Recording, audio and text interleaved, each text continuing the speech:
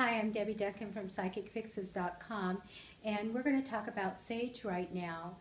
There's different kinds of sage, and I'm going to talk primarily about white sage right now.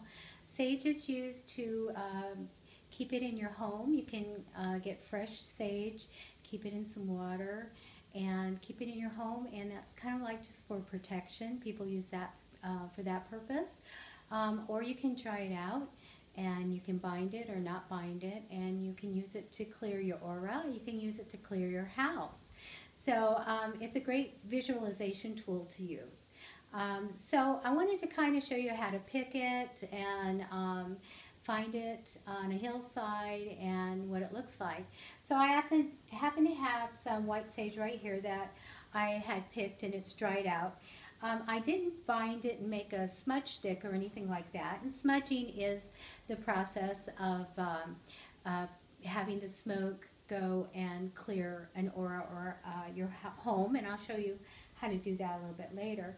So when you want to burn your sage, I recommend a natural bowl. And so I happen to have terracotta clay, so a natural vessel for it to be in.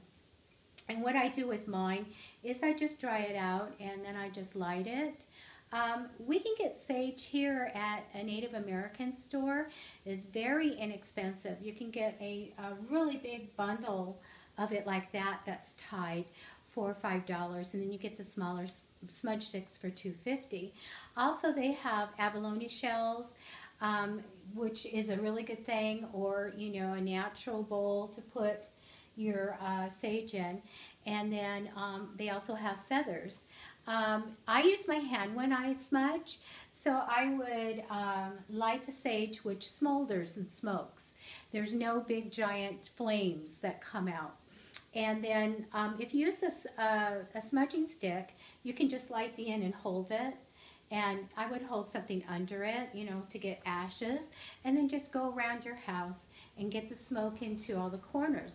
But what I do is I light my sage, and then I take my hand and wave it around and get it into the corners of the room.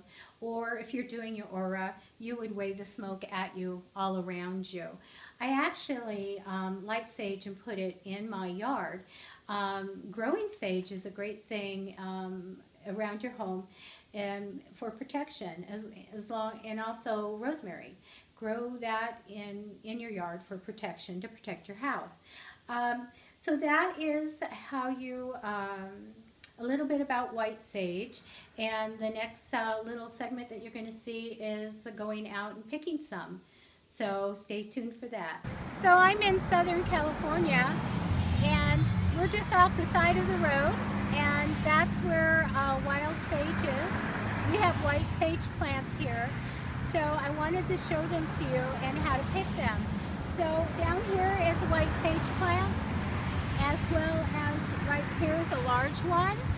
And you can see right now they're kind of sparse, but usually during the year here in Southern California, they're full.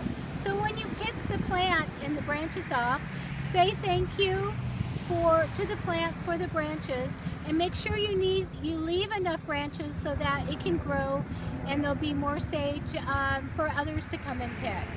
So I'm going to go ahead and pick some sage, and then we'll take it back to my house and I'll talk to you more about sage. Hi, so I'm back now at home, and I've got the sage that we thanked the plant for, and I took only what I needed, and I took and left a lot of branches so that the plant could thrive and get more. Unfortunately, at this time of year, we just went through having some fires. They were pretty sparse plants there, but I do go to the same area. It's kind of a busy street and little hill there, and I get a lot of sage. So here I have white sage, and I could just take this wooded part, the bottoms, and put it in a little water and keep it for protection in my house. But what I usually do is I just put it loosely in my natural bowl, and I let it dry out, and it's usually kind of outside, and I let it dry out. And then I may light it and walk around my property or bring it in the house and start cleansing the house with it and get it around me on my aura and get it all cleansed and cleared. You could take this. Now, Native Americans, when they take sage, of course, they leave an offering, and they may do a little ritual of binding the sage to make their smudge sticks and such. So, but you can just take it, and if you want to kind of lay them out and get them together, and then just tie them with some kind of natural binding, and like cotton string or something like that. And let them dry out, and then you're all set to go.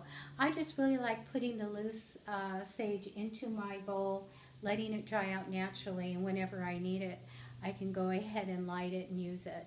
So that's what I wanted to tell you about sage, and it's really powerful. A powerful thing. So do use it to cleanse, do keep it to protect also.